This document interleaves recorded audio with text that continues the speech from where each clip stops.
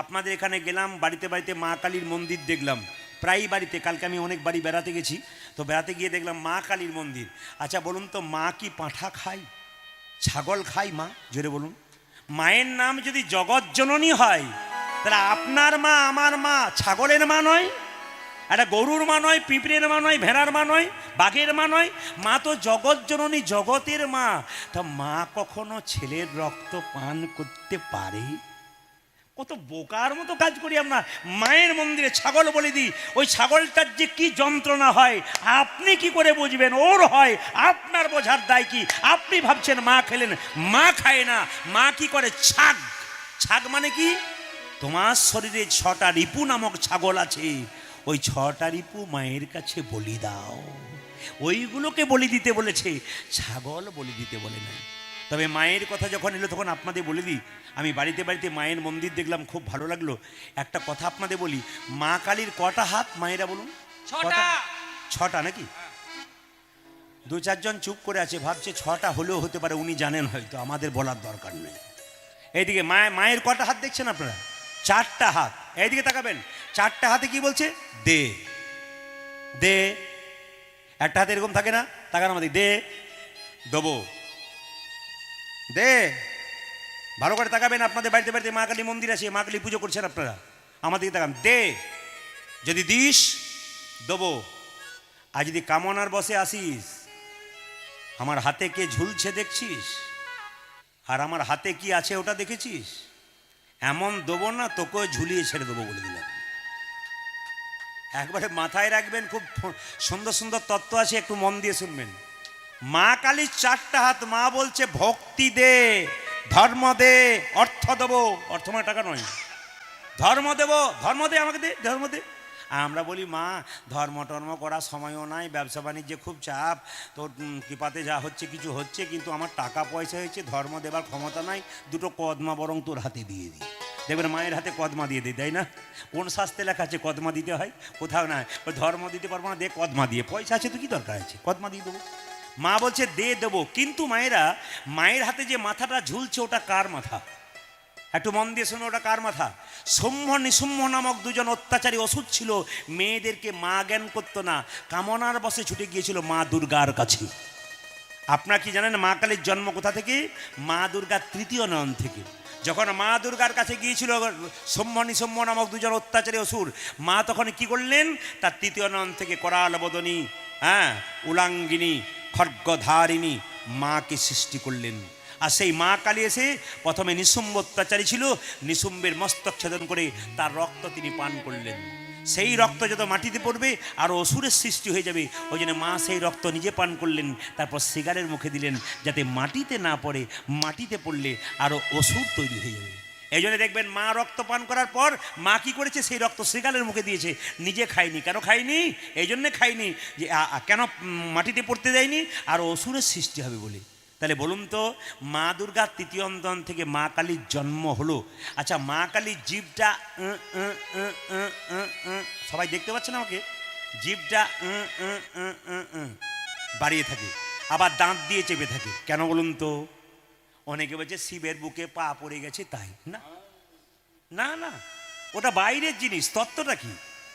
শিবের বুকে পা পড়ে গেছে তা নয়। মা কালীর তত্ত্বটা কি? মা কালী জীবটাকে এরকম করে দিয়েছে। কেন? মা বলছে জীব হলো লালসা। পাগলা বাবাও বলছে তোর লালসা বাড়াস না। একটি গাড়ি হয়েছে, তোর তার 2টো গাড়ির দরকার নেই। কেন 2টো গাড়ি বাড়িয়ে টেনশন বার করবি তুই? কি দরকার তোর? সংসারে 3টে লোক, একটা গাড়ি হয়েছে তো চলে যাচ্ছে, আবার 2টোর কি দরকার? একটা বাড়ি হলো, আবার বাইরে তোর বাড়ি কেনার কি দরকার আছে? তোর যদি হয়ে গেছে আবার চাইছিস কেন? যখন পেয়ে গেছিস, লালসা যখন বেড়ে যাবে, শুদ্ধ সত্য ধর্মের প্রতীক দাঁত দিয়ে চেপে ধরো। মানে যখন ভগবান তোমাকে দিয়ে দিয়েছে, তোমার পাওনা মিটে গেছে, এবার তুমি গোবিন্দের নাম করো। কেন? এবার গোবিন্দ তোমাকে দিচ্ছে, এবার চাওয়া যদি তুমি বাড়াতে শুরু করো, তবে গোবিন্দ দিতে যতক্ষণ, নিতে ততক্ষণ। দিয়ে ধন দেখে মন, কেড়ে নিতে কতক্ষণ। আপনাকে দিয়ে পরীক্ষা করছে, লালসা বাড়াস না। মায়েরা এইদিকে এইদিকে, ভক্ত যদি কাই মনে কোনো বাঞ্ছা করে, ভগবানের সাধ্য নাই সেই বাঞ্ছা নাহি পড়ে। এখানে যারা কীর্তন শুনতে এসছেন সবার কাছে বলে দিলাম, একই কথা মন্দিরে যদি বারবার বলেন, ভগবান এক সময় আপনার ইচ্ছা পূরণ করবেই। আপনি বাবার সামনে একই কথা বারবার বলুন, 1 বছর বলার পর দেখুন অজান্তে আপনার কৃপা হয়ে গেছে, কারণ বাবাকে বারবার বলছেন। বলছে দরখাস্তের বয়ান যদি ভালো হয়, আপনার দরখাস্ত যেটা লিখছেন বাড়ি পাওয়ার জন্যে, তার বয়ানটা যদি লেখাটা যদি ভালো হয়, পারমিশন কিন্তু তাড়াতাড়ি হয়। আপনার ডাকার ভাবটা যদি ভালো হয়, ভগবানের কৃপা কিন্তু খুব তাড়াতাড়ি হয়। যেমন দেখবেন রামকৃষ্ণদেব মা কালীকে বলতো মা খা মা খা মা খা, মা খেতই না। ঠাকুর বলতো তুই না খেলে এই দেখ পায়ের সামনে বসে রইলাম, আমিও খাবো না। মা চুপচাপ শক্ত পাথরের মতো দাঁড়িয়ে আছে, তুই না খেলে আমি খাবো না, এই দেখ উপবাসী রইলাম। মা এক সময় দেখতো ছেলে যদি বারবার চরণতলে কাঁদে, বারবার মা খা বলে খাচ্ছে না, ছেলে আমার না খেলে মাকে যে খেতেই হবে, মায়ের রাগ করে বসে থাকলে হবে। মা কালী হাত বাড়িয়ে বলল তবে দে আমায়। ঠাকুর নিজের হাতে মাকে খাইয়েছিলেন। এ কথা শুনে একটি ছেলে বলছে, ঠাকুর তুমি নাকি তোমার মাকে খাইয়েছো? বলে হ্যাঁ খাইয়েছি। কই আমি ডাকলে খায় না আর তুমি ডাকলে খাই কেন? ওরে বেটা, ডাকার মতো ডাকবি দেখবি তোর কাছেও খাবে। কেন তুমিও ডাকো আমিও ডাকি, ডাকার মধ্যে তফাৎ কি? রামকৃষ্ণদেব কথায় কথায় শালা বলতো। শালা কথার 3টে অর্থ। তালবসাকার লেখা শালা মানে বইয়ের ভাই বড় কুটুম, আর দন্ত সকাল লেখা শালা মানে যারা কৃষ্ণ কথা হরি কথা শোনে হরিবোল বলে তাদের দেহটাকে শালা কৃষ্ণ নামের চাদর বলা হয়। আর মধ্যনাশাকর লেখা শালা মানে যারা মালা জপ করে হরিনাম করে শুদ্ধ আচার করে, এদের দেহটার নাম মধ্যনাশাকার লেখা শালা। তা রামকৃষ্ণ শালা শালা বলতো, তবে আই শালা তুই যে বলছিস ডাকার মতো ডাকছিস, বললাম আকুলতা চাই ব্যাকুলতা চাই, আসবে না কেন? আকুলতা ব্যাকুলতা কই? ছেলে বলছে আমি তো বুঝতেই পারি না কাকে আকুলতা ব্যাকুলতা বলে, তবে আই শালা। এই বলে ছেলেটাকে ধরে নিয়ে গিয়ে গঙ্গার ঘাটে কিছুক্ষণ ডুবিয়ে রাখলো। যখন ডোবালো, যখন উঠালো, বলছে হ্যাঁ রে, তোকে যখন ডুবিয়ে রেখেছিলাম তখন তোর ভেতরটা কেমন করছিল? ঠাকুর আমার ভেতরটা আকুপাকু করছিল, এই বুঝি প্রাণটা বেরিয়ে যাবে। ভগবানকে ডাকবার সময় তোর মন যদি এরকম আকুপাকু করে, ভগবানে কি নাই সে থাকতে পারে? শুধু ডাকার মতো ডাকতে হবে মা। ভক্ত যদি কাই মনে কোনো বাঞ্ছা করে, ভগবানের সাধ্য নাই সেই বাঞ্ছা নাই পুরি। ভক্ত ভগবানের কাছে গাড়ি বাড়ি টাকা পয়সা চায় না, ভক্ত ভগবানের কাছে প্রেম আর ভক্তি চাই। কোনোদিন টাকা পয়সা গাড়ি বাড়ি ভগবানের কাছে চাইবেন না। ভগবানের কাছে চাইতে তো নাই, কারণ ভগবানের মন্দিরে গেলে আপনি চাইবেন কেন? মায়ের কাছে ছেলে যদি বারবার ঘুরঘুর করে, মা কি বুঝতে পারে না ছেলে কেন ঘুরঘুর করছে? এই জন্যে বাবার কাছে ছেলে যদি ঘুরঘুর করে, বাবা কি বুঝতে পারে না ভগবান যে মা বাবার মতো, তিনি তো অন্তর্যামী। তার নাম যদি অন্তর্যামী হয়, আপনি বলবেন কেন আমার মেয়ের বিয়ে দিয়ে দাও, ছেলের চাকরি দিয়ে দাও? তিনি তো জানছেন তোমার কি নাই কি আছে, আবার বলছো কেন? শুধু ভক্তি ঢেলে দাও, দেখো তোমাকে দেবার জন্যে তৈরি আছে। হয়তো আমি চলে যাব কোনোদিন, কথাগুলো কিন্তু মোবাইলে ধরা থাকবে, সেই কথাগুলো ব্যবহার করবে পরবর্তী জেনারেশন, এবং সেই জেনারেশন যখন দেখবে যে এগুলো সত্যতা যাচাই হচ্ছে, তখন তারা স্বীকার করবে যে হ্যাঁ, জায়গাগুলো ধরে আমাদের সামনে দিচ্ছে। কীর্তন হচ্ছে জীব শিক্ষা, মানুষকে পরিবর্তন করা, কৃষ্ণমুখী করা। আজকে হাজার হাজার শয়ে শয়ে মানুষ ছুটে আসে কেন? কৃষ্ণ কথা শুনে নিজের জীবনটাকে পরিবর্তন করা।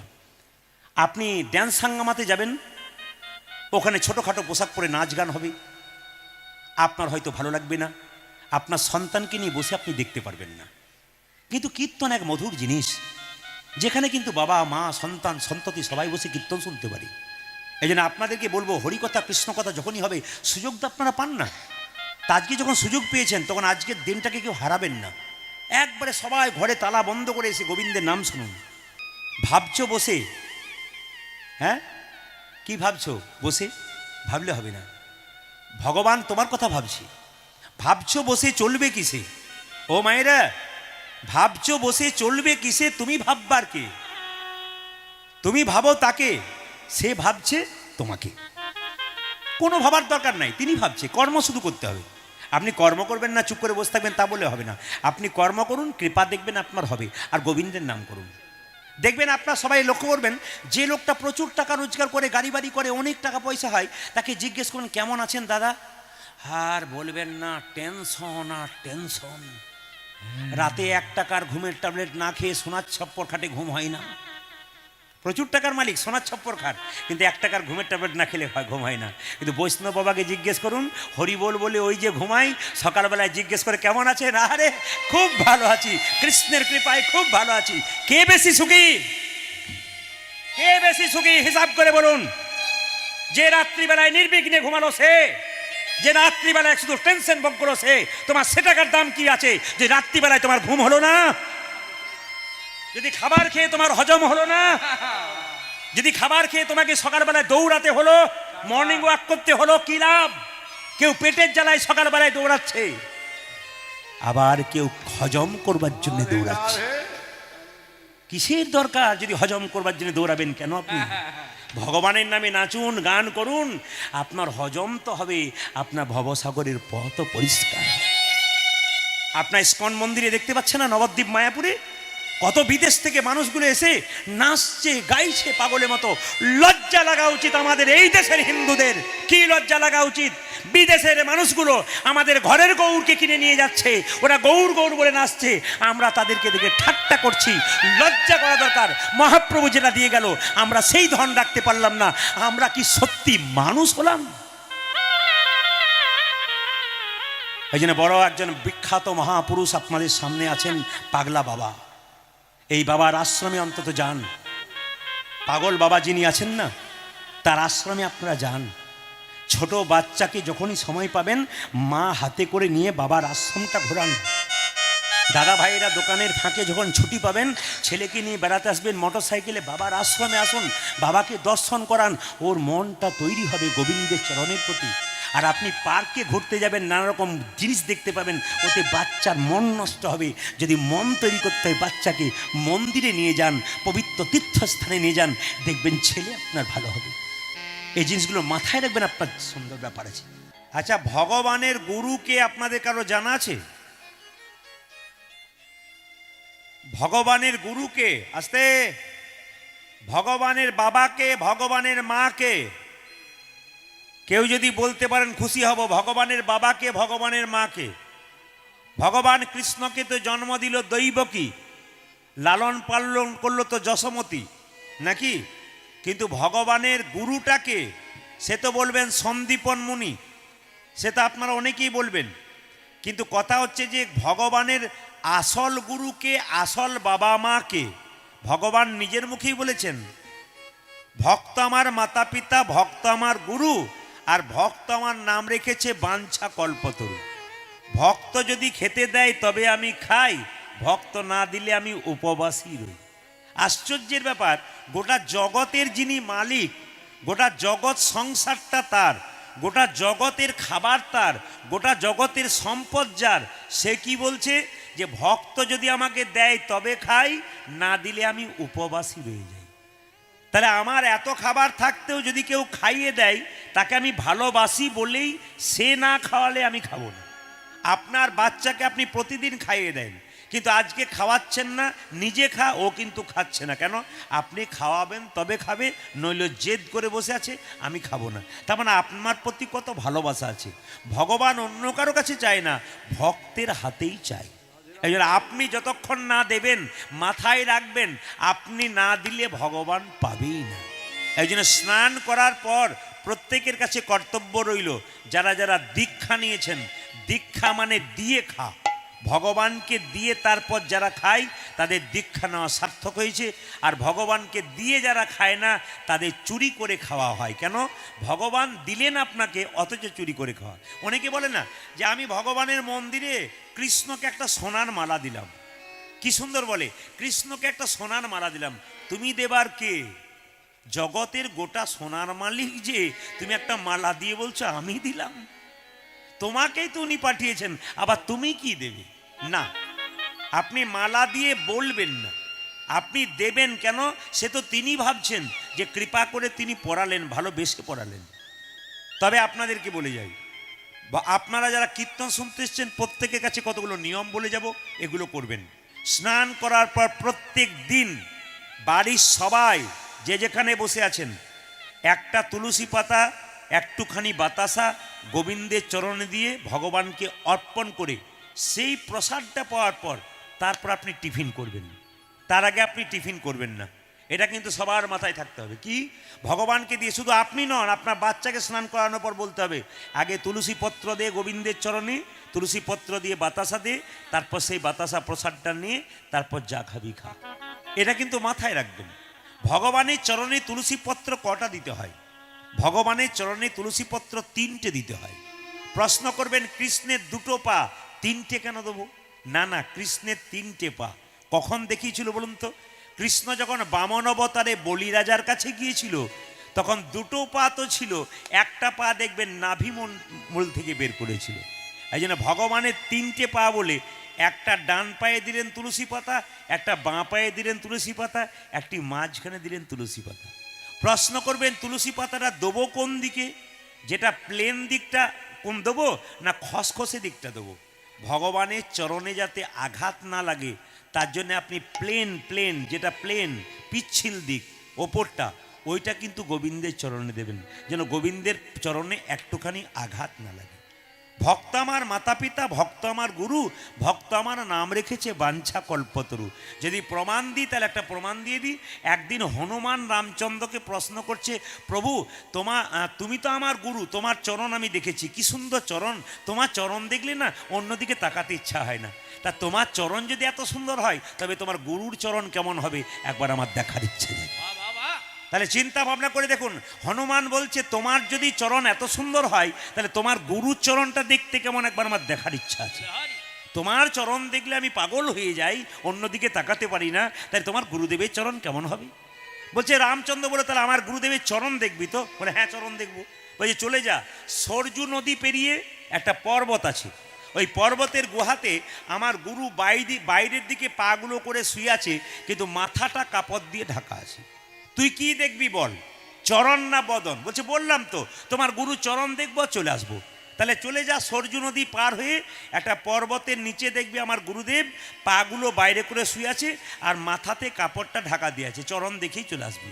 এখন লক্ষ্য করুন, হনুমান যেই না ছুটে গেছে সরজু নদীর ওপরে, হঠাৎ যখন দেখছে যে জল পেরিয়ে গিয়ে দেখছে যে গুহার মধ্যে ভগবানের গুরুদেবের চরণ দুটো বাইরে দিকে আছে, মনে মনে ভাবছে যার চরণ এমন তার বদন কেমন, তার বদন কেমন, যার চরণ এত সুন্দর দেখতে, এত সুন্দর দেখিতে।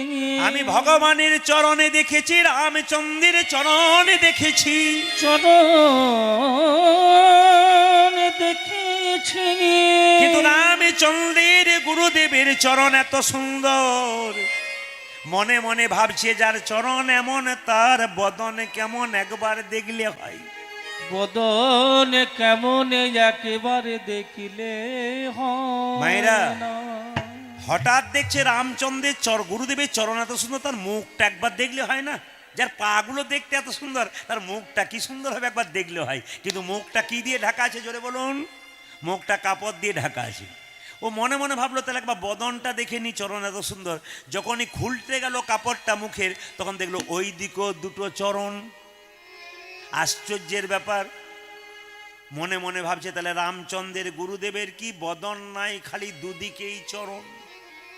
হনুমান খালি তাকাচ্ছে আর মনে মনে ভাবছে এ কি রকম, আমি বদন দেখবার ইচ্ছা করলাম কিন্তু মুখটা খুললাম আর দেখছি ওই দিকেও চরণ এই দিকেও চরণ, ঢাকা দিয়ে দিল।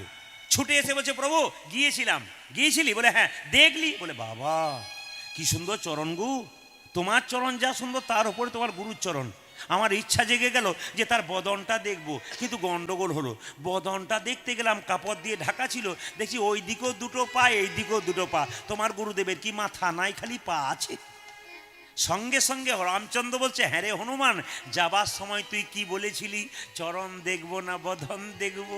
তুই তো বলেছিলি বদন দেখবো, তাই তুই যেদিক থেকে দেখলি বদন দেখলি। আহা, তুই তো বলেছিলি চরণ দেখবো, তাই তুই যেদিক থেকে দেখলি চরণ দেখলি। তুই যদি বলতিস বদন দেখবো তাহলে তুই বদন দেখতে পেতিস। বলছে আমার খুব ইচ্ছা জেগেছে তোমার গুরুদেবের মুখটা একবার দেখবো। বলছে তাহলে আর গুহাতে যাবার দরকার নাই, সরজু নদীর জলে যাবি, এরকম করে তাকাবি, দেখবি আমার গুরুদেবের মুখটা দেখতে পাবি। হনুমান জলের মধ্যে গিয়ে যখন তাকাচ্ছে, আচ্ছা বলুন তো মায়েরা, জলের দিকে তাকালে কার মুখ দেখা যায়, ভূতের না প্রেতের? ভূতের। জোরে বলুন, ভূতের নাকি? ও নিজের? আচ্ছা আমার জানা ছিল না, আমি জলে দেখি নাই বলে বলছি আর কি। এইদিকে তাকান। যেই না জলের দিকে তাকাচ্ছে অমনি কি দেখলো, জলের দিকে তাকিয়ে দেখতে পেলো খালি নিজের মুখটা। মনে মনে ভাবছে তাহলে গুরুদেবের, রামচন্দ্রের গুরুদেব হয়তো ভেতরে শুয়ে আছে, জলটাকে এরকম করে ঘেঁটলে দিচ্ছে, ভাবছে যদি বেরোই তো বেরোবে, কিন্তু কি বেরোচ্ছে, আবার জলটা স্থির হচ্ছে, নিজের মুখটাই দেখতে পাচ্ছে। ঘন্টা খানেক থাকার পর খুব জোর ভেতর থেকে জলটাকে এরকম করে দেখে ঘেঁটুলে দেখলো কেউ কোথাও নাই। এসে বলছে, প্রভু এ তোমার কেমন কাণ্ড? বলে কেন? আমি যে তোমার গুরুর বদন দেখবো, দেখতেই তো পেলাম না, আমি খালি আমার নিজের মুখটাই দেখতে পাচ্ছি, কি ব্যাপার? আমি তোমার গুরুদেবের মুখটাই দেখতে পেলাম না। বলছে, হ্যাঁ রে হনুমান, শাস্ত্রে আমি কি বলেছি, ভক্ত আমার মাতা পিতা, ভক্ত আমার গুরু। ভক্ত যদি আমার মা বাবা হয়, ভক্ত যদি আমার গুরু হয়, তবে তুই তোর মুখটা দেখবি না তো কি, তুই অন্য কারো মুখ দেখবি, তুই তো আমার পরম ভক্ত। এই জন্য বাবা, ভগবানের ভক্ত আপনারা, তাই আপনারা হচ্ছেন গুরু, আপনারা ভগবানের বাবা মা। তাই আপনাদের কাছে নিবেদন রইল, আপনারা সবাই ভগবানকে একটু কী করবেন, সেবা দেবেন। যারা এখানে দীক্ষা টিক্ষা নেন নাই, তাদের কাছে নিবেদন রইল, দীক্ষিত হয়ে যান। দীক্ষিত যদি আপনি না হন, তবে মানুষ কুলে জন্ম নিয়ে আপনার বেকার হয়ে গেল। সবার কাছে নিবেদন রইল, দীক্ষা যখন নেবেন না, তখন দেহ আপনার শুদ্ধ হবে না, আপনার দেহ গোবিন্দ সেবায় লাগবে না। যেমন জল যদি নোংরা থাকে, ইন্দারার জল বলুন আর যে জলই বলুন, ব্লিচিং পাউডার দিয়ে দিলে যেমন জলের দূষিত নষ্ট হয়ে যায়, আমাদের শরীরে যে দূষিত হয়ে আছে, যদি আমরা গুরুমন্ত্র নামক ব্লিচিং পাউডার নিতে পারি, আমাদেরও কিন্তু নিতাই গৌর হরিবোল হয়ে যাবে। এই জন্য আপনারা গুরুমন্ত্র সবাই নিয়ে নেবেন। তবে আপনাদের কাছে নিবেদন রইল, গুরুমন্ত্র নিলে হবে না, গুরুমন্ত্রকে 3 বার ভজন করতে হবে। কখন কখন? একবার সকালবেলায়, একবার দুপুরবেলায়, একবার সন্ধ্যাবেলায়, 3 বার ভজন করুন। মাত্র 5 মিনিট করে সময় নিন, ভগবান মন্ত্র হরে কৃষ্ণ মহামন্ত্র ভজন করুন, তারপর গুরুমন্ত্র ভজন করুন, আবার হরে কৃষ্ণ মহামন্ত্র ভজন করুন, ব্যাস প্রণাম করে আপনি নিজের কাজ শুরু করুন। গুরুমন্ত্র আপনাকে নিতে হবে। যতক্ষণ না গুরুমন্ত্র আপনি না নেবেন, ততক্ষণ আপনি ভগবানের মন্দিরে গিয়ে আপেল কলা লেবু নিয়ে যান, একটাও গ্রহণ করবে না। যতক্ষণ না গুরুমন্ত্র আপনি না নেবেন, ততক্ষণ গোবিন্দ কৃপা আপনার হবে না। যতক্ষণ না গুরুমন্ত্র আপনি না নেবেন, ততক্ষণ মন শুদ্ধ হবে না। যতক্ষণ না গুরুমন্ত্র আপনি না নেবেন, ততক্ষণ আপনার বচন শুদ্ধ হবে না। কারণ যখনই গুরুমন্ত্র নেবেন, কৃষ্ণ ভজন করবেন, আপনার মুখের ভাষাটা পরিবর্তন হয়ে যাবে, আপনার মুখের মধ্যে মিষ্টতা বেরোবে। মুখের মধ্যে একটা লোককে কথা বললে মনে হবে যেন প্রেমের কথা বলছেন। আর গুরুমন্ত্র না নিলে আপনার মুখ থেকে রূঢ় কথা বেরোবে। রামকৃষ্ণদেব বললেন, গুরু হলো ঘটক। ছেলে আর মেয়ের মাঝে, বিয়ের মাঝে একজন থাকে, তার নাম ঘটক। আর ভক্ত ভগবানের মাঝে একজন থাকে, তিনি হলেন কি, গুরু। এই গুরু হচ্ছে ব্রহ্মা বিষ্ণু মহেশ্বরের মতো। গুরুকে ব্রহ্মা বিষ্ণু মহেশ্বরের মতো করতে হয়, সম্মান করতে হয়। তবে গুরুকে দক্ষিণা কিছু দিতে হয় মায়েরা। গুরু মন্ত্র নেবেন, দক্ষিণা দেবেন না তা বললে হবে না, কিন্তু গুরুকে কিছু দক্ষিণা দিতে হয়। এবার প্রশ্ন করবেন, দক্ষিণাটা কেমন? রামকৃষ্ণদেব বললেন, একটা কাঁচা গুরু, একটা পাকা গুরু। পাকা গুরু কারা? যারা টাকা পয়সা চাইবে না, অর্থ চাইবে না, শুধু ভক্তিটুকু চাইবে। কিন্তু মন্ত্র নিতে গেলে আপনি 1 টাকা হলো 1 টাকাও দেবেন, তবে আপনার দীক্ষা নেওয়া সার্থক, কিছু দক্ষিণা দিতে হয়। কিন্তু যিনি কাঁচা গুরু, তিনি দেখবেন বিরাট বড় ফর্দ দিয়ে দেবে, 5টা কাঁসার থালা, 5টা কাঁসার গ্লাস, এই সমস্ত নানা রকম, 2টো সোনার জিনিস, 2টো শাড়ি। এদের কাছে গুরুমন্ত্র নিলে আপনার কৃপা হবে না। অনেকে প্রশ্ন করে আমাকে, গুরু কি চেঞ্জ করা যায়? এদিকে গুরু কি পরিবর্তন করা যায়? বলে হ্যাঁ, গুরু পরিবর্তন করা যায়। গুরু পরিবর্তন করা যায়। কোন গুরুকে পরিবর্তন করবেন, কোন গুরুকে পরিবর্তন করবেন না? যদি সদ্গুরু হয়, তাহলে আপনি পরিবর্তন করবেন না। যদি সদ্গুরুকে পরিবর্তন করেন, আপনি অপরাধে ভাগী হবেন। কিন্তু গুরু যদি কাঁচা হয়, লোভী হয়, বদমাইশ হয়, দুষ্ট হয়, অসৎ হয়, এই গুরুকে ত্যাগ করবেন। কেন? আপনি যে ডাক্তারকে দেখাচ্ছেন, সেই ডাক্তারবাবু আপনার রোগ সারাচ্ছে না, আপনি ডাক্তার চেঞ্জ করবেন না? অবশ্যই ডাক্তার চেঞ্জ করবেন। আপনি গুরুদেবের কাছে মন্ত্র নিয়েছেন, কিন্তু গুরুদেবের আপনার স্বভাব খারাপ, গুরুদেবের অভ্যাস খারাপ, খালি চাইছে আপনার কাছে, কিচ্ছু বলছে না হরিকথা, বুঝবেন এ শুধু চাইছে, এ আমাকে শোষণ করতে চাইছে, এর কিন্তু স্বভাব ভালো নয়। আপনি গুরু চেঞ্জ করতে পারেন। যেমন আমি একটা প্রমাণ দিয়ে দিই, যেমন গুরু অনেক গুরু আছে, এরকম গুরু যেন আপনারা করবেন না। অনেক গুরু আছে, এলো মন্ত্র দেওয়ার পর বললো, তুই আমার কাছে মন্ত্র নিয়েছিস ঠিক কথা, কিন্তু তোর হাতে আমি জল খাবো না। শিষ্য কিন্তু খুব চালাক, জল খাবে না, বলে না জল খাবো না। বলছে আচ্ছা গুরুদেব, যখন আমি আপনার কাছে মন্ত্র নিয়েছিলাম, তখন আপনার সঙ্গে আমার সম্পর্ক কি? মানে গুরু যত ওপরে, শিষ্য তার ওপরে। জিজ্ঞেস করছে, আমি যখন মন্ত্র নিয়েছিলাম, আপনার সঙ্গে আপনার সম্পর্ক কি? আমার। বলছে ছেলে মেয়ের সম্পর্ক, তুই আমার মেয়ের মতো। তাহলে বাড়িতে আপনার মেয়ে আছে? বলে হ্যাঁ আছে। তাহলে সেই মেয়ের হাতে যদি আপনি খান, তাহলে আমার হাতে খাবেন না কেন? না, তোদের এখনো সেরকম সাধন ভজন হয় নাই, তোদের হাতে জল খাবো না। বলে তাহলে এক কাজ করি, দোকান থেকে মিনারেলস ওয়াটার এনে দিই। এই দেখাও তো, দোকান থেকে মিনারেলস ওয়াটার। হ্যাঁ এই দোকান থেকে মিনারেলস ওয়াটার এনে দিই, 1 বোতল মিনারেলস ওয়াটার। বলছে কোনো অসুবিধা নাই, ওটা খেতে পারি। তখন শিষ্য জিজ্ঞেস করছে, এই যে মিনারেলস ওয়াটারে যে বোতলে জলটা ভরেছে, যে লোকটা জলটা ভরেছে আপনি দেখেছেন উনি কোন জাতের লোক?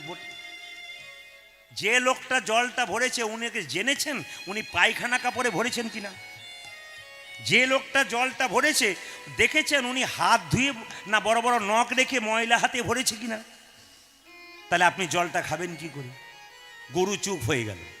আচ্ছা অত শত কাজ নেই বাপু, আমি নিজের হাতে খাবো। এক কাজ কর, রান্না করার জন্য আমাকে গ্যাস সিলিন্ডার এনে দে, তোদের হাতে খাবো না, আমি নিজে রান্না করে খাবো। শিষ্য জিজ্ঞেস করছে, যে গ্যাস সিলিন্ডারটা তোমাকে দেবো গুরুদেব, গতকালকে সেটাতে মাছ মাংস রান্না হয় নাই, তুমি কি করে জানলে? তখন বলছে গঙ্গা জল ছিটিয়ে দে, গঙ্গা জল কোনো অসুবিধা নাই। তখন শিষ্য বলছে, কেন আমি যদি গঙ্গা জল ছিটিয়ে নিই তারপর রান্না করি আপনার কোনো অসুবিধা আছে? বলছে দরকার নাই অত কথা, আমি মুড়ি কিনে খাবো। বলছে মুড়ির যে মিলগুলো আছে সেখানে দেখেছো গুরুদেব, মুড়ি যখন তৈরি হয় তখন দেখবেন হাতে যত না লড়াই করে তত পায়ে করে আরো বেশি। তাহলে তোমার খাওয়া কি ঠিক হবে? তাহলে তোমার খাওয়া চলবে না।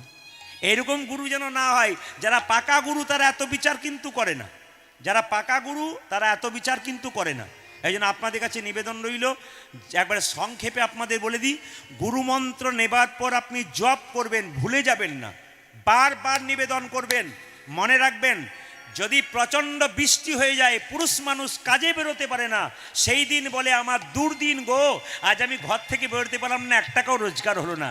কিন্তু এটা আমাদের সংসারবদ্ধ জীবের দুর্দিন। কিন্তু দুর্দিন আমাদের কোন দিন? বৈষ্ণব শাস্ত্রের দুর্দিন কোন দিন? সারাদিনের মাথায় যে একবার গুরুমন্ত্র জপ করতে পারবে না, যে একবার গোবিন্দকে স্মরণ করতে পারবে না, যে একবার পাগলা বাবাকে স্মরণ করতে পারবে না, তার জীবনে দুর্দিন। কিন্তু সেই দিনটাই দুর্দিন জেনে নেবেন। তবে হ্যাঁ আসতে, তবে হ্যাঁ গুরুদেব মন্ত্র দেবে, গুরুদেব মন্ত্র দেবে, কিন্তু মন্ত্রটা ভেতরে ধরে রাখবেন, ভজন করবেন। আমি প্রমাণ দিয়ে গুরুর কথার গানটা একটু গাইবো, আপনারা হাততালি দেবেন। কিন্তু প্রমাণটা আপনাদের দিয়ে দিই যে একজন শিষ্য বলছে গুরুদেব আমি মন্ত্র নেবো, বলে এখন নেওয়া হবে না, কখন হবে? 1 বছর পর। তাহলে 1 বছর কি করব? আমার বাড়িতে থাক, আমার চরণ সেবা কর, আমার ঘরে কাজ কর, 1 বছর পূর্ণ হলে মন্ত্র দেবো। 1 বছর পূর্ণ হয়ে গেল, এসে বলছে গুরুদেব আপনার বাড়িতে 1 বছর রইলাম, কাজ করলাম, সব কিছু করলাম, এবার মন্ত্র দিন। বলে 5 মিনিট দেরি আছে, দিয়ে দেবো। বলে 5 মিনিট আবার কিসের দেরি আছে? বলছে এইখান থেকে আমার একটা শিষ্যের বাড়ি মাত্র 5 মিনিট, এটা কাঠের বাক্সতে একটা জিনিস ভরে দিলাম, এটা দিয়ে এখানে চলে আসবি, তোকে মন্ত্র দিয়ে দেবো। কিন্তু তালা দিলাম না, তালা বন্ধ করলাম না, ছিটকি লাগিয়ে দিলাম, তুই বাক্সটা নিয়ে যা, 5 মিনিট ওখানে দিবি আর দিয়েই চলে আসবি। সঙ্গে সঙ্গে শিষ্য যখন নিয়ে যাচ্ছে মনে মনে ভাবছে 5 মিনিট যাবো আর আসবো, এবার মন্ত্র নিয়ে নেবো। কিন্তু যেতে যেতে মনে মনে ভাবছে বাক্সের ভেতরে কি ভরা আছে একবার দেখলে হয় না? আমার তো নিতে বারণ নাই, দেখতে তো বারণ নাই। নিতে বারণ আছে, দেখতে তো বারণ নাই। যেই না বাক্সটা খুলেছে মা, অমনি হুস করে বেরিয়ে চলে গেছে। কি বলুন তো? একটি ল্যাংটি ইঁদুরের বাচ্চা। গুরুদেব একটা ইঁদুরের বাচ্চা ভরে দিয়েছিল, ওইটা বেরিয়ে চলে গেছে। যখন বেরিয়ে চলে গেছে, যেতে পারলো না শিষ্যের বাড়ি, এসে বলছে গুরুদেব পারলাম না। বলে কেন? মাঝ রাস্তাতে বেরিয়ে পালিয়ে গেছে। বলে বুঝলাম না। ওই যে তুমি যেটা ভরেছিলে। বলে কি ভরেছিলাম? ওই যে ল্যাংটি ইঁদুর। আমি ভাবলাম যে নিতে বারণ নাই, নিতে বারণ আছে, দেখতে বারণ নাই, দেখতে গিয়ে খুলেছে আর হুস করে বেরিয়ে চলে গেছে। বলছে এ জন্মে তোরা গুরুমন্ত্র নেওয়া হলো না। গুরুদেব বলছে, বলে কেন হলো না? একটা কাঠের বাক্সে 5 মিনিট একটা ইঁদুরের বাচ্চাকে ধরে রাখতে পারলি না, তাহলে দেহ বাক্সে গুরুমন্ত্র তুই জীবনেও ভরে রাখতে পারবি না। যদি আপনারা গয়া, কাশী, বৃন্দাবন সব জায়গায় যাচ্ছেন, একটা জায়গায় যাবার চেষ্টা করবেন। সবাইকে বলবো, আপনারা আসামের মানুষ, আপনার বৃন্দাবন যাচ্ছেন, পুরী যাচ্ছেন, গয়া যাচ্ছেন, সব যাচ্ছেন, কিন্তু বর্ধমান জেলা, বর্ধমান আমাদের পশ্চিমবাংলার যে বর্ধমান জেলা আছে, ওই বর্ধমান জেলা গেলে আপনি বর্ধমান স্টেশনে নেমে বলবেন আমি শ্রীখণ্ড গ্রাম যাব। শ্রীখণ্ড, ওখানে দেখবেন একটা গোপীনাথ আছে, পাথরের গোপীনাথ। আশ্চর্যের ব্যাপার, ওই সব ভগবানের হাতে এমনি নাড়ু থাকে, কিন্তু ওই গোপীনাথের হাতে অর্ধেকটা পাথরের নাড়ু আছে। ওই নাড়ুটা পাথরে হলো কেন, তারই লীলা আপনাদের গাইব। ভক্ত রঘুনন্দন 5 বছর বয়সে গোপীনাথকে নাড়ু খাইয়েছিল। লীলাটির নাম ভক্ত রঘুনন্দন। আজকে একটা লীলাটার উপকার আছে। কি উপকার আছে আমি আপনাদের বলে দিই, মন দিয়ে শুনুন। এই যে আপনারা বাতাসা প্রসাদ দেখছেন, কীর্তনের শেষে আপনারা যারা পাবেন তারা নেবেন, যারা পাবেন না তাদের নেবার দরকার নাই। আমি একটা নিয়ম বলে দিই, রঘুনন্দনের জন্ম হয়েছিল, আমি পরে কিন্তু জিজ্ঞেস করবো, এখন বলে দিই পরে জিজ্ঞেস করব। রঘুনন্দনের জন্ম হয়েছিল বৃহস্পতিবার, আর যেদিন জন্ম হয়েছিল সেদিন বাড়িতে সরস্বতী পুজো ছিল। কী বারে জন্ম নিয়েছিল মায়েরা? অনেকে মোবাইলে রেকর্ডিং করছে, যদি ভুলে যাই তো কিছুক্ষণ পর একবার জেনে বলবো আর কি। না, ভগবানের রঘুনন্দনের জন্ম কী বার হয়েছিল? বৃহস্পতিবার। আর সেদিন বাড়িতে কি পুজো ছিল? কালী পুজো না দুর্গা পুজো?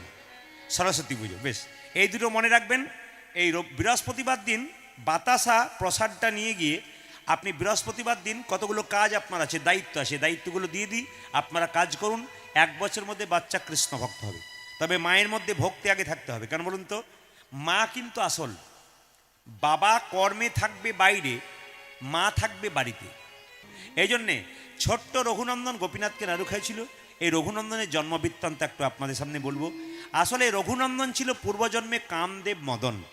এই কামদেব মদনের 5টা বাণ ভগবানকে মারতে গিয়ে ভগবান কৃষ্ণ বলেছিল, কামদেব তুই আমায় বাণ মারলি, আমি তোকে অভিশাপ দিলাম তোর মর্তকুলে জন্ম হোক। কামদেব তখন কেঁদে কেঁদে বলল, প্রভু আমার যদি মর্তকুলে জন্ম হয় তাহলে আমাকে আশীর্বাদ করার জন্য গোবিন্দের চরণ পাই। বলছে বেশ ঠিক আছে, তুই তো খুব চালাক, তুই যদি ভক্ত হয়ে পৃথিবীতে যাস তাহলে ভগবান হয়ে আমাকে যেতে হবে। তাই পাথরের গোপীনাথ হয়ে এলেন কোথায়? শ্রীখণ্ড গ্রামে। আর রঘুনন্দন রূপে জন্ম নিলেন মুকুন্দ সরকারের বাড়িতে ছোট্ট রঘুনন্দন। এই জন্মবৃত্তান্ত আপনাদের সামনে বলবো। এই প্রসাদটা কিন্তু আপনারা বলে দিই, এই প্রসাদটা আপনারা কীর্তনের শেষে এখান থেকে পেতে হবে তার কারণ নাই। আপনারা বাড়িতে বৃহস্পতিবার দিন হরির লুট দিয়ে দেবেন। কি বললাম? বৃহস্পতিবার দিন 1 কেজি বাতাসা কিনে বাড়িতে তুলসী মন্দিরে হরি লুট দেবেন। সেই বাতাসা বাড়ির বাচ্চা পাড়ার বাচ্চাদেরকে দেবেন। কিছু বাতাসা বাক্সের ভেতরে বা কৌটোর ভেতরে রাখবেন। এবার প্রতি বৃহস্পতিবার বাচ্চাকে স্নান করাবেন, স্নান করিয়ে তুলসী মন্দিরে বসাবেন। আপনি একটা শুভ্র পোশাক পরবেন নিয়ে তুলসী মন্দিরে বসিয়ে একটা তুলসী পাতা আর এইটুকু বাতাসা বাচ্চার মুখে দিয়ে জয় গোপীনাথ বলে মুখে দেবেন 3 বার প্রত্যেক বৃহস্পতিবার। আপনি 1 বছর করুন, দেখুন আপনার বাচ্চা কৃষ্ণ ভক্ত হবে। আপনার বাচ্চাকে 4 ঘন্টা পড়তে হবে না, 2 ঘন্টা পড়লে হবে। কেন? কৃষ্ণের কৃপা যদি হয়ে যায়। বহু জায়গা থেকে আমার কাছে ফোন আসে, বাবা এই জিনিসটা করার পর থেকে আমার বাচ্চার বিরাট উন্নতি হয়েছে। তবে মায়ের কিন্তু ভক্তি থাকতে হবে, জোর থাকতে হবে, চাপ থাকতে হবে, তোকে এটা করতেই হবে। যদি আপনি প্রতি বৃহস্পতিবার করাতে পারেন, এই প্রসাদটা নিয়ে যেতে পারেন আপনারা। এই প্রসাদ যদি আপনারা সবাই না পান, আমি বারবার বলবো, কমিটির যারা আছেন যদি 10-12 কেজি 15 কেজি বাতাসা আপনাদের হয় জোগাড়, কি 20 কেজি হয়, তাহলে এখানে পরবর্তী ক্ষেত্রে আনতে পারেন। এই বাতাসা ছড়িয়ে দেবেন ওখানে, ওরা পেয়ে যাবে। আর যদি একটা পেয়ে যাবেন 1 কেজি বাতাসার সঙ্গে মিশিয়ে দেবেন। আর যদি না পান কোনো অসুবিধা নেই, আপনারা বাতাসা 1 কেজি হরিলুট দিয়ে ওই বাতাসা ব্যবহার করবেন। বাড়িতে অনেকের অশান্তি আছে, এই বাতাসা কি করবেন না, এই বাতাসা আপনি বাড়িতে অশান্তি আছে, এই বাতাসা আপনি কি করবেন না, এই বাতাসা আপনি ওই তুলসী গাছের নিচে গুঁড়ি করে ভেঙে দেবেন। ভেঙে দিয়ে প্রতিদিন 1 ঘটি করে জল দেবেন। আর বৃহস্পতিবার ভেঙে দেবেন। দেখবেন আপনার শান্তি সুখ বাড়িতে আসবেই, শাস্ত্র বলছে। আর বাড়িতে কোনো অসুস্থ ব্যক্তি খুব কষ্ট পাচ্ছে, এই বাতাসা জয় গোপীনাথ বলে তুলসী পত্র দিয়ে তা খাওয়ালে তার দেখবেন অনেক কষ্ট দূর হয়। আসুন আজকে লীলার কথা ছোট করে শুনবো। রঘুনন্দন, লীলাটির নাম হচ্ছে রঘুনন্দন। আর গোপীনাথের হাতে অর্ধেকটা পাথরের নাড়ু হলো কেন? বর্ধমান জেলা শ্রীখণ্ড গ্রাম, 2 ভাই। বড় ভাইয়ের নাম আমি জিজ্ঞেস করবো মাঝে মাঝে, বড় ভাইয়ের নাম মুকুন্দ সরকার আর ছোট ভাইয়ের নাম নরহরি সরকার। মায়েরা, বড় ভাই কি করতো? কবিরাজি চিকিৎসা করতো। আর ছোট ভাই কি করতো? কম্পাউন্ডারি করতো। একদিন ছোট ভাই বড় ভাইকে বলছে, দাদা একবার নবদ্বীপে শ্রীবাসঙ্গনে মহাপ্রভুর কৃপা পাওয়ার জন্য গেলে হয় না? এখন যেমন আপনারা কীর্তন শুনতে আসছেন, পায়ে হেঁটে কম আসছে, কেউ সাইকেলে, কেউ মোটর সাইকেলে, কেউ 4 চাকায়, একটু হাঁটতে পারে না। তখনকার দিনে মানুষ কিন্তু গয়াকাশী বৃন্দাবন হেঁটে হেঁটেই চলে যেত, দিনের পর দিন হাঁটতে হাঁটতেই যেত। এখন আর হাঁটার ক্ষমতা নয়, আয়ু ওই জন্য আমাদের কমে যাচ্ছে, ধৈর্য কমে যাচ্ছে, আয়ু কমে যাচ্ছে। তো মুকুন্দ সরকারকে নরহরি বলছে, দাদা তোলো এক কাজ করো, দুজন মিলে আমরা মহাপ্রভুর কৃপা পাওয়ার জন্য শিবাসঙ্গনে নবদ্বীপে চলে যাই। তখন ছোট ভাইকে বড় ভাই বলছে, হ্যাঁ রে তোর কোনো জ্ঞান আছে? এতটা রাস্তা যাবি কি করে হেঁটে হেঁটে? পা ফুলে যাবে তো, যেতেই পারবি না। ছোট ভাই বলছে, দাদা যদি অনেক রাস্তা কেউ যায় আর কৃষ্ণ নাম করতে করতে চলে যায়, তার রাস্তা নাকি খাটো হয়ে যায়। দেখবেন আপনারা একদিন পরীক্ষা করে, অনেক রাস্তা যাচ্ছেন, আপনার বোর লাগছে, খারাপ লাগছে, গাড়ি পাচ্ছেন না, আপনি হরিনাম করতে করতে চলে যান, রাস্তা কখন খাটো হয়ে যাবে আপনি বুঝতে পারবেন না। তা নরহরি ছোট ভাই আর বড় ভাই মুকুন্দ সরকার দুজনে মিললে চললো কোথায়? একবার সেই শ্রীখণ্ড নবদ্বীপ, শ্রীখণ্ড থেকে বর্ধমান থেকে একবার নবদ্বীপ, বহু রাস্তা হাঁটতে হাঁটতে চললো, কীর্তন করতে করতে। চলুন আমরা সবাই মিলে যাই। কিভাবে যাচ্ছে? আগে যাচ্ছে মুকুন্দ, পেছনে যাচ্ছে নরহরি। বড় ভাইয়ের নাম মুকুন্দ আর ছোট ভাইয়ের নাম নরহরি। কীর্তন গাইতে গাইতে নবদ্বীপ যাচ্ছে বর্ধমান থেকে, একবারে হাঁটতে হাঁটতে। সবাই মিলে চলুন হাততালি দিয়ে। কৃষ্ণ কেশব কৃষ্ণ কেশব কৃষ্ণ কেশব তাহি নাম, রাম রাঘব রাম রাঘব রাম রাঘব রক্ষমা। হরে কৃষ্ণ হরে কৃষ্ণ কৃষ্ণ কৃষ্ণ হরে হরে, হরে রাম হরে রাম, রাম রাম হরে হরে। কৃষ্ণ কেশব কৃষ্ণ কেশব কৃষ্ণ কেশব তাহি নাম, রাম রাঘব রাম রাঘব রাম রাঘব রক্ষমা। হরে হরে কৃষ্ণ কৃষ্ণ কৃষ্ণ হরে হরে, হরে রাম রাম রাম হরে হরে। কৃষ্ণ কেশব কৃষ্ণ কেশব কৃষ্ণ কেশব তাহি নাম, রাম রাঘব রাম রাঘব রাম রাঘব রক্ষমাম। তালি দিয়ে হরে কৃষ্ণ হরে কৃষ্ণ কৃষ্ণ কৃষ্ণ হরে হরে, হরে রাম রাম রাম হরে হরে। কৃষ্ণ কেশব কৃষ্ণ কেশব কৃষ্ণ কেশব তাহি নাম, রাম রাঘব রাম রাঘব রাম রাঘব রক্ষমাম। কৃষ্ণ হে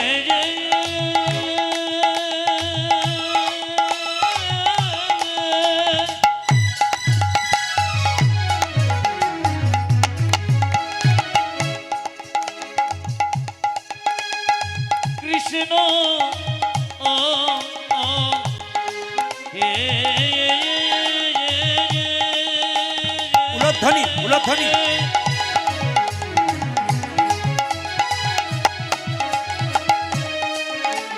তুমি দেখো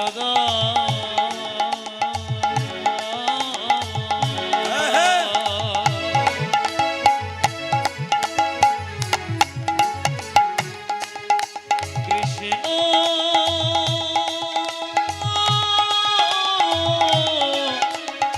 কৃষ্ণ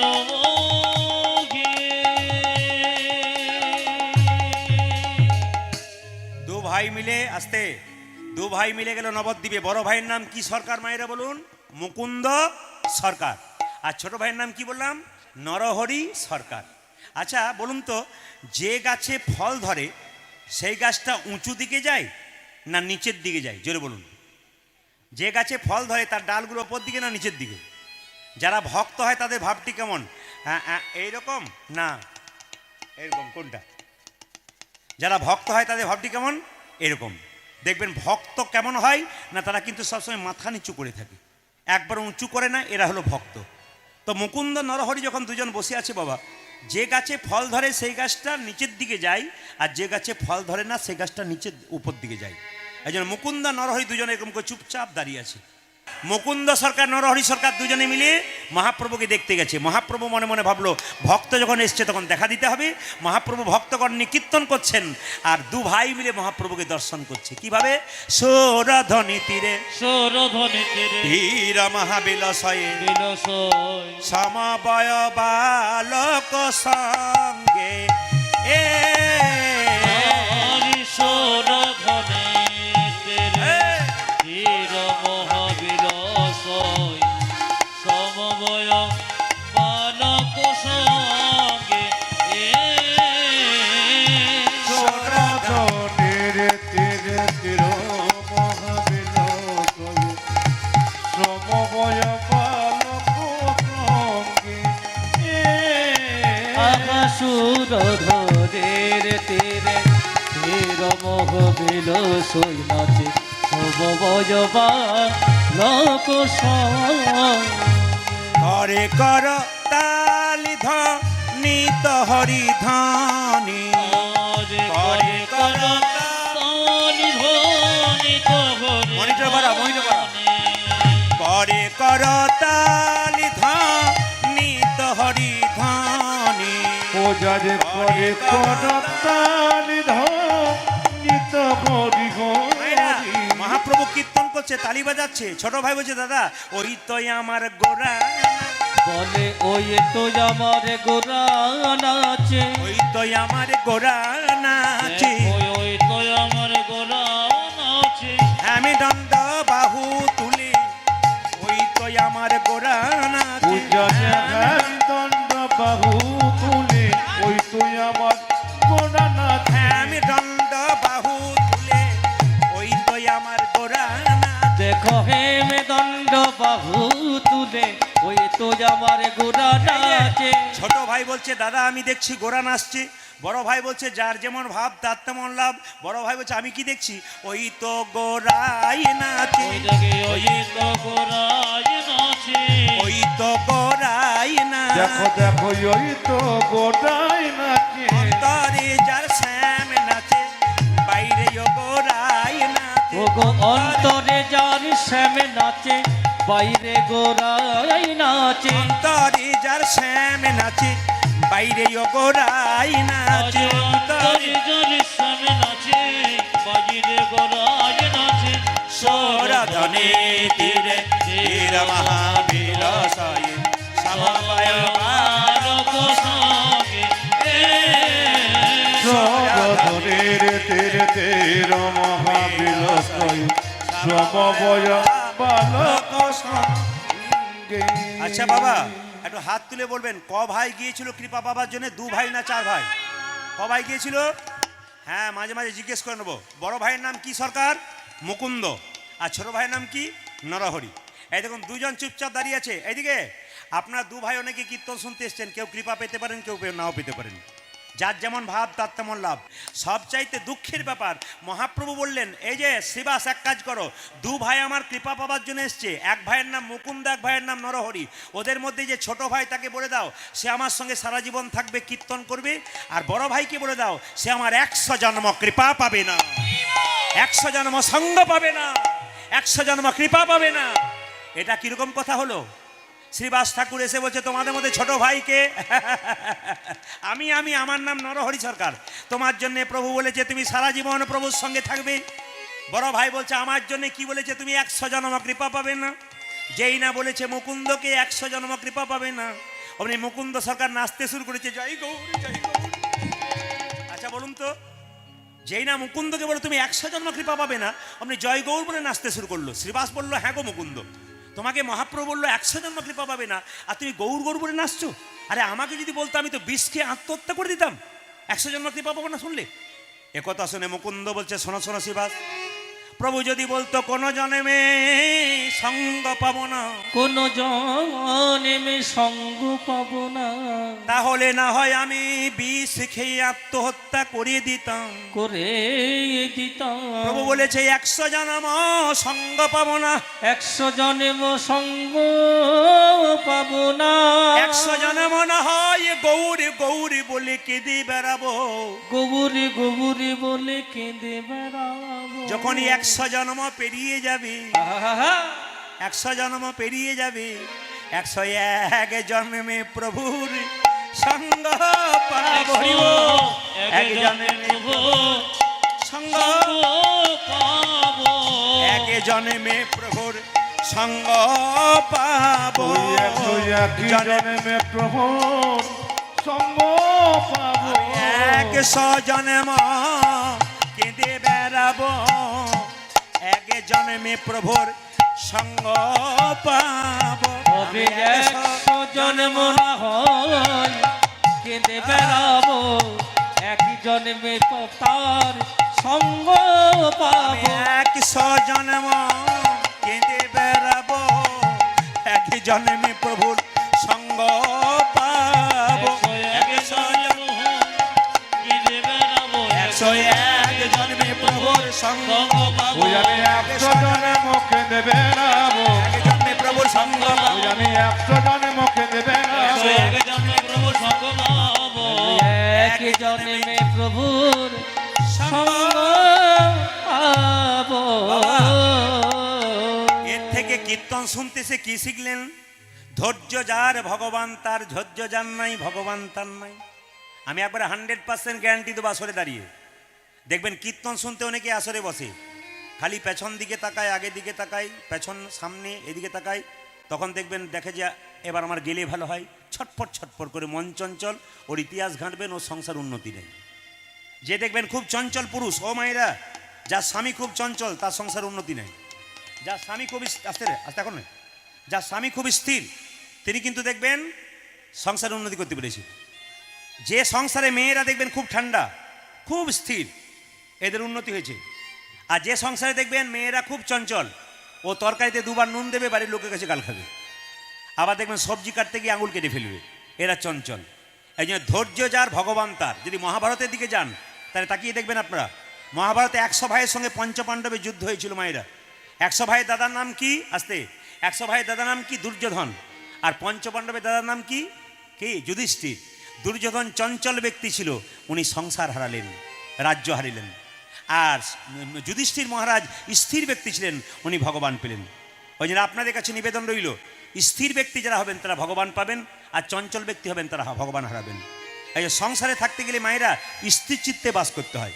আমি আপনাদের একটা উপদেশ দিয়ে যাব, সংসারে থাকতে গেলে স্থির চিত্তে থাকতে হবে মায়েরা, ঠান্ডা মাথায় থাকতে হবে। কেন? আপনাদের জানতে হবে সুখের পরে দুঃখ আসবেই, আপনাদের তৈরি থাকতে হবে। হরে কৃষ্ণ মায়েরা, সুখ আর দুঃখ, এই যে আমরা বলি না সুখ দুঃখ দুটি ভাই। সুখ কিন্তু আপনার যখন এসছে তখন আপনি জানবেন আপনার দরজায় কিন্তু দুঃখ এসে দাঁড়িয়েছে, আপনাকে তৈরি করতে হবে। কেন? ভগবানকে বলতে, প্রভু আমার দুঃখ সইবার মতো আমাকে ক্ষমতা দাও। এরকম ক্ষমতা কিন্তু আপনাকে রাখতে হবে। যেমন কুন্তী রেখেছিল দুঃখ সহ্য করবার মতো ক্ষমতা, আপনার দুঃখ সহ্যের মতো ক্ষমতা রাখবেন। তো মুকুন্দ সরকার যখন বলল যে মুকুন্দ 101 জন্ম কৃপা পাবো, তখন মুকুন্দ সরকার কাঁদছে। ভক্ত যদি কাঁদে ভগবান সহ্য করতে পারে না। মহাপ্রভু এসে বলছে, শোনো মুকুন্দ, তুমি কাঁদছো কেন? মুকুন্দ কেঁদে কেঁদে বলে, প্রভু হে,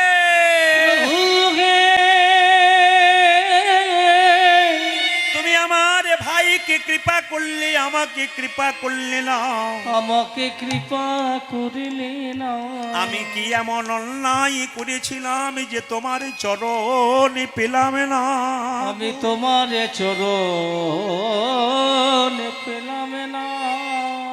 কি এমন কষ্ট করেছিলাম, কি এমন কুকর্ম করেছিলাম, আমার ভাই তোমার সঙ্গ পেল, আমি তোমার সঙ্গ পেলাম না। আমি তোমার সঙ্গ পেলাম না। প্রভু হে, তুমি আমায় কৃপা করলে, তুমি আমায় কৃপা করো।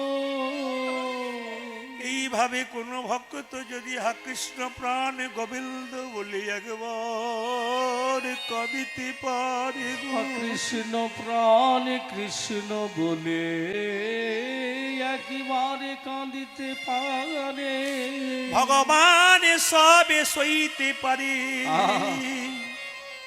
কিন্তু ভক্তের চোখের জল সইতে পারে না। ভগবানে ভক্তের চোখের জল,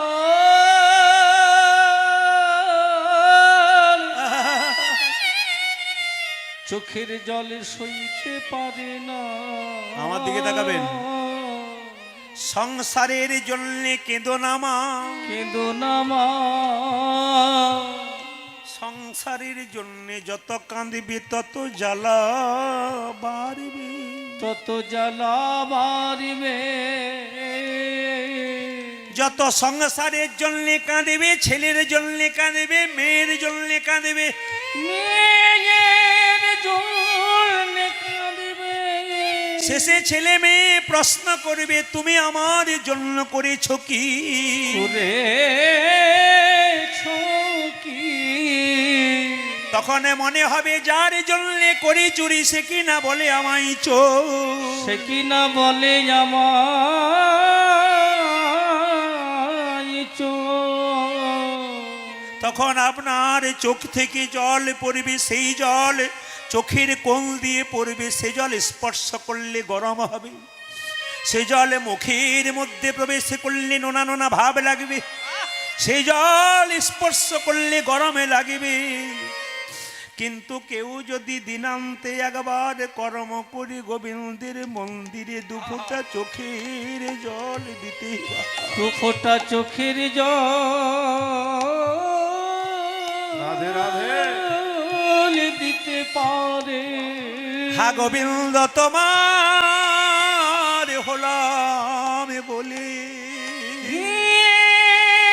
গোবিন্দ তোমার, গোবিন্দ তোমার হলাম বলে। আমার দিকে তাকাবেন। দিনের মাথায় শেষের দিকে গোবিন্দের চরণ প্রান্তে একবার কাঁদতে হবে। এ জন্ম কত কষ্টের জন্ম, এক জন্ম নয়, বহু জন্মের পর মানুষ জন্ম পেয়েছি। পেয়েছি যখন তোমার চরণতলটা যেন ধরতে পারি। তোমরা কাঁদো কৃষ্ণ, নিতাই গৌর হরি মুখে কৃষ্ণ বলে, তোমরা কাঁদো কৃষ্ণ, মুখে কৃষ্ণ কৃষ্ণ বলে, তোমাদের মানবে জন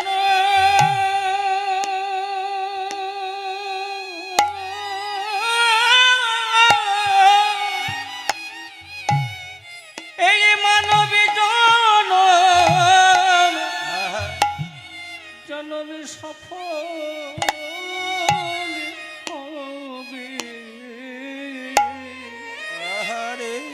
তোমরা কাঁদো কৃষ্ণ, মুখে কৃষ্ণ বলে, তোমরা কাঁদো কৃষ্ণ, কৃষ্ণ বলে, তোমাদের মানবী জন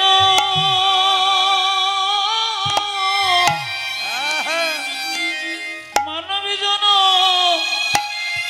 হয় কি না,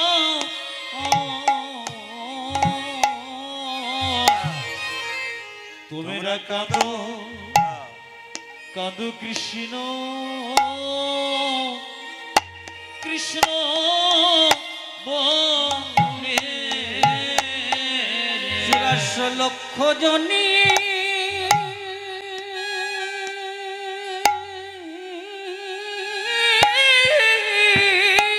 আহারে 84 লক্ষ জনী ভ্রমণের পরে এমন সাধের মানবে জন্মে পেয়েছ, সুন্দরে বদনে পেয়েছ, হরিবাসরে সে আগিবারে প্রেমানন্দে, মুখে হরি হরি